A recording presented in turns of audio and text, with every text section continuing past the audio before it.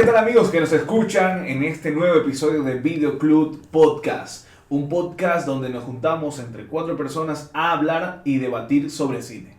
En esta ocasión tenemos a Alejo, Andrés Gastín y el Hipster Geek y yo, Dexanfetamina.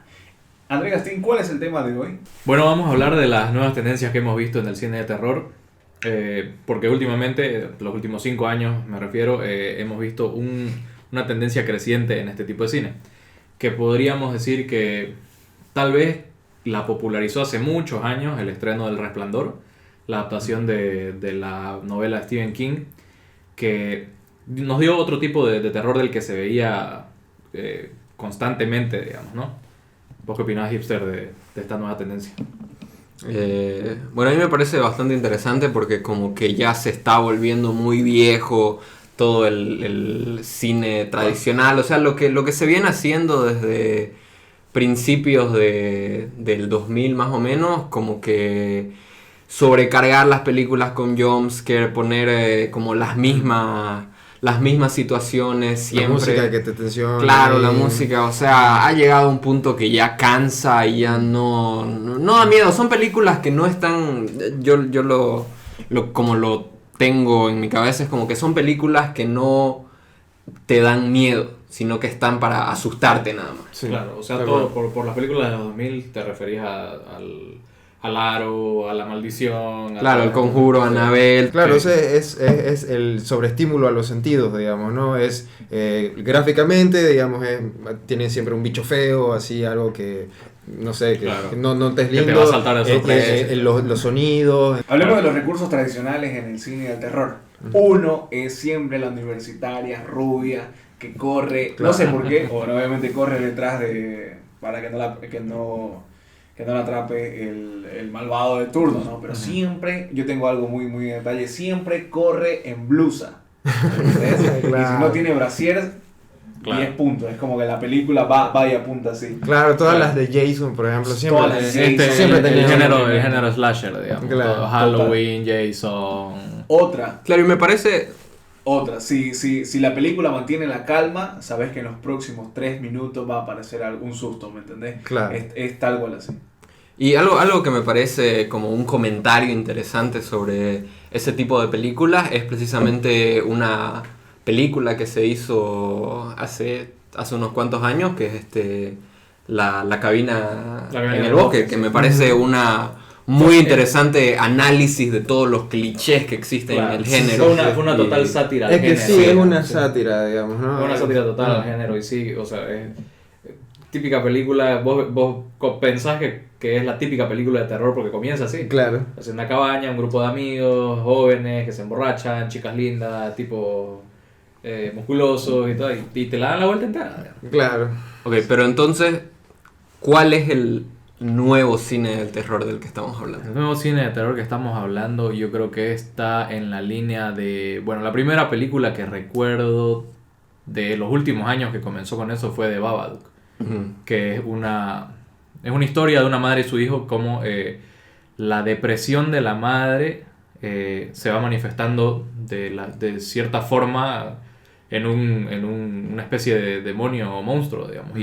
Y cómo lograron hacer esa representación de la depresión es lo que en realidad le da a la película ese tono, digamos, de totalmente un terror psicológico, que es básicamente lo que estamos hablando. La nueva tendencia es ya tirarte más el terror desde un lado situacional, desde un lado psicológico más que de un lado paranormal. Claro, que es lo que estamos discutiendo. Las películas del Aro y todas estas cosas lo tiran más desde demonios, espectros, fantasmas, estas cosas, o slashers, que serían temas asesinos seriales, estas cosas. Pero este género se caracteriza principalmente por eso, por darte algo más situacional y psicológico. Claro, siguiendo la misma línea de ese tipo de películas, tenemos varias que se han estrenado en los últimos años, tal vez no han tenido la popularidad que deberían haber tenido, pero entre los críticos se las ha reconocido, han sido bastante aclamadas. Veamos un ejemplo de Hereditary, me parece una excelente película. El legado del diablo. Ese es otro tema, las traducciones que tenemos. El legado del diablo. Sí, aquí las preguntas, ¿cuántas películas que lleguen a este país se llaman o El legado o sobre todo algo del diablo? Claro, si no le meten Pesadilla, El infierno, el diablo, ya, vamos a hablar en otro momento de eso. Del diablo. Pero sí, es justamente eso. Pero sí, Hereditary me parece una de las mejores películas de terror que ha salido en los últimos tiempos. Y es, en cierto modo, como decís, es injusto el hecho de que Hereditary, por ejemplo, no haya tenido la difusión o la atención que, por ejemplo, tuvo La Monja. La Monja es una película malísima. Totalmente. La Monja es malísima, pero generó plata. ¿Por qué? Porque forma parte de un universo que ya está consolidado, como es El Conjuro, que ponete El Conjuro 1 y 2 y algunas de las Annabelle son buenas. Y es interesante, ¿no? Como esto de los universos cinematográficos han dominado varios aspectos del cine, porque... Claro, se ha puesto de moda, ¿no? Claro, Marvel tiene todo esto y si ves una película, no importa que es un superhéroe totalmente X, la vas a ir a ver porque es parte del universo cinematográfico y claro. Lo mismo está pasando que con esto del Conjuro, que forma parte del mismo universo, por ende los que son fanáticos, los que siguen todas estas películas van a ir a ver, claro. Por más que sea algo que no sea muy relevante, que sea muy X. Claro. En lo personal yo no soy muy fanático del cine de terror, de hecho justamente por eso mismo, digamos, ¿no? Porque se ha sobreexplotado, digamos, ese recurso de lo clásico, digamos, lo que se ha estado haciendo estos últimos años, pero las pocas películas que yo recuerdo haber visto de ese universo tienen exactamente la misma fórmula, ¿no? Sí. O sea, es como que de plantilla, sí. Sí. De plantilla, realmente. Claro. Por ejemplo, un ejemplo que discutimos fuera de cámara, que era La Bruja de Blair, digamos. ¿Qué es La Bruja de Blair? Es una de las películas que muchos de nosotros vimos de niño y nos morimos de miedo, digamos, porque sin habernos mostrado a la supuesta Bruja de Blair, el film con la atmósfera, con las situaciones, con las expresiones de los personajes, te da a entender que hay algo horrible ahí. Y de hecho nunca aparece la Bruja. Nunca aparece la Bruja de Blair. Por eso te digo, es una película que encima te deja con un cliffhanger total. Y sobre todo que fue una película que se estrenó hace muchos años atrás, donde no había internet. Fue la primera que utilizó ese recurso de documental. De formato documental. Nunca supimos hasta muchos años después de que la película obviamente fue falsa, pero el miedo lo tuvimos. Exacto. Y tal cual. Y trataron de replicarlo, ¿no? Años después haciendo el proyecto de La Bruja de Blair 2, que daba menos miedo que salir a la mañana por tu casa. Claro, y tal vez no siguiendo más el mismo camino de found footage y todo eso. También estuvo Actividad Paranormal, que fue una franquicia la primera estuvo buena.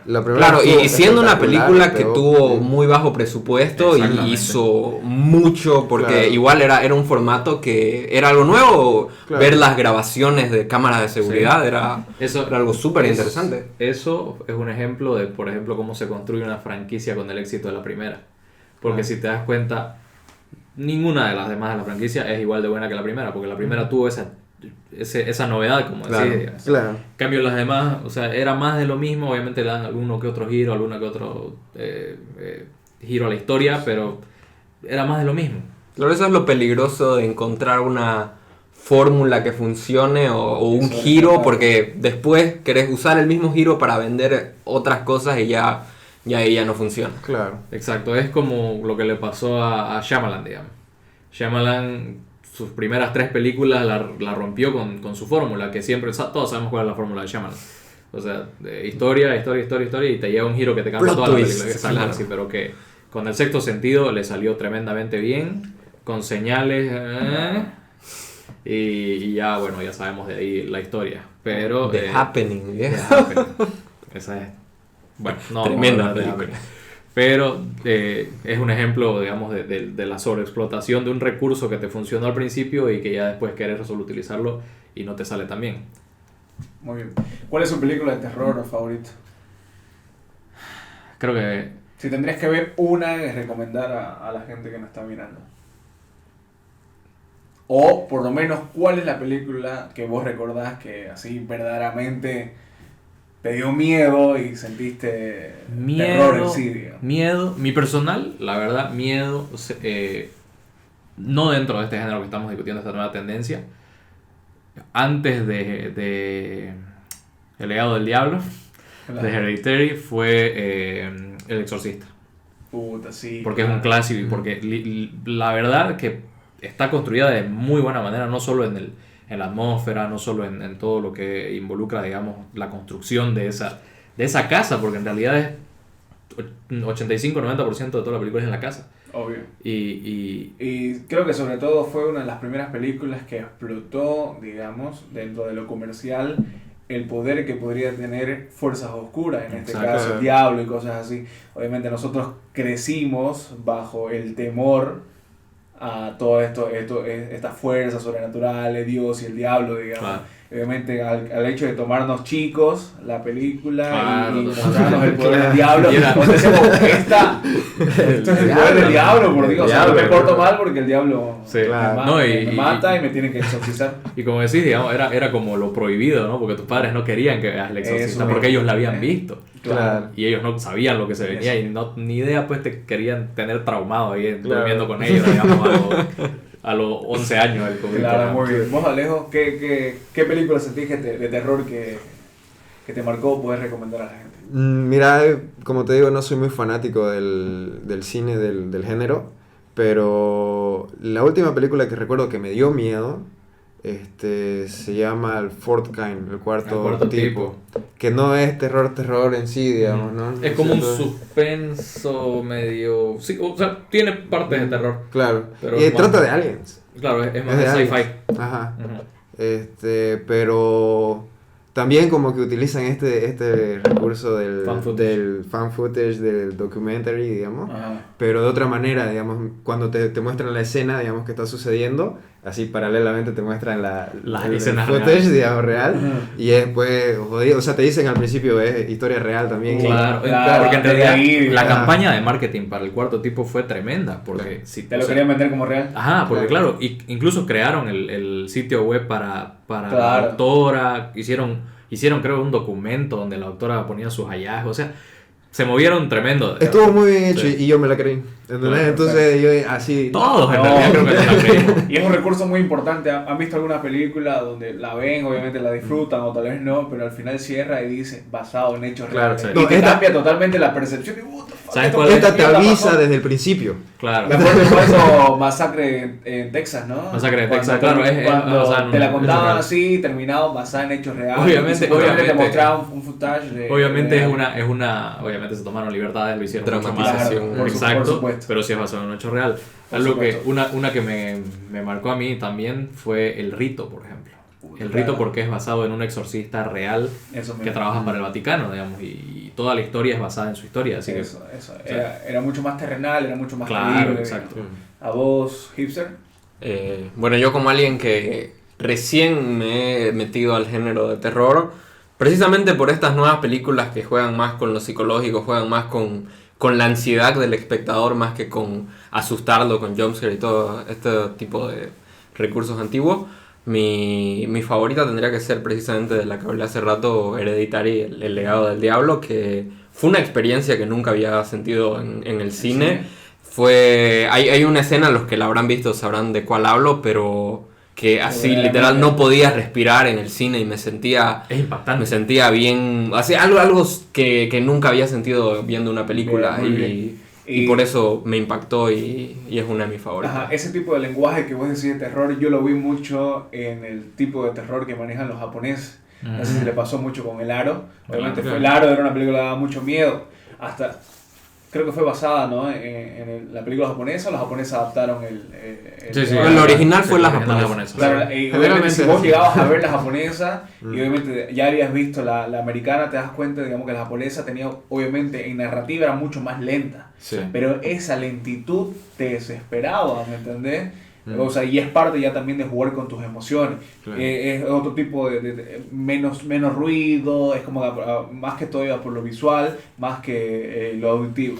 En lo personal, digamos, yo creo que la película que más terror me dio, no sé si obviamente por la gran producción, pero a mí fue el proyecto de la Bruja de Blair, porque obviamente, así como usted, nos tomó muy chicos, ¿me entendés? Y yo, o sea, estuve años creyendo que esa era totalmente real. Y ahí viene uno, lo que me gusta mucho de lo que decimos al principio, digamos, de que nunca te muestran a la bruja, juegan un poco, o sea, hoy por supuesto juegan con la realidad, pero sobre todo juegan como que con el hecho de que, bueno, hay un documental que en realidad narra y cuenta el tema de las brujas. Y ahí te ponías al punto, bueno, si existió este caso, quiere decir que las brujas existen, hay espíritus más allá de tu entendimiento. O sea, y eso fue un golazo en su época. De hecho, habrán ganado mucho dinero con un costo de producción bajísimo, ¿me entendés? Sí, Tomaron a 5 personas. Es uno de los casos más exitosos, creo, claro, de producción. Inclusive me acuerdo que vi documentales ya después de la proyecto de Blues de Blair, que inclusive los mismos pobladores, eran pobladores reales de esa localidad, que obviamente fueron pagados para que digan sus testimonios, ¿me entendés? O sea, bajo costo de producción total. Yo creo que esa es la película que me marcó más, digamos, porque fue de hecho, creí por muchos años que era un caso real. Claro.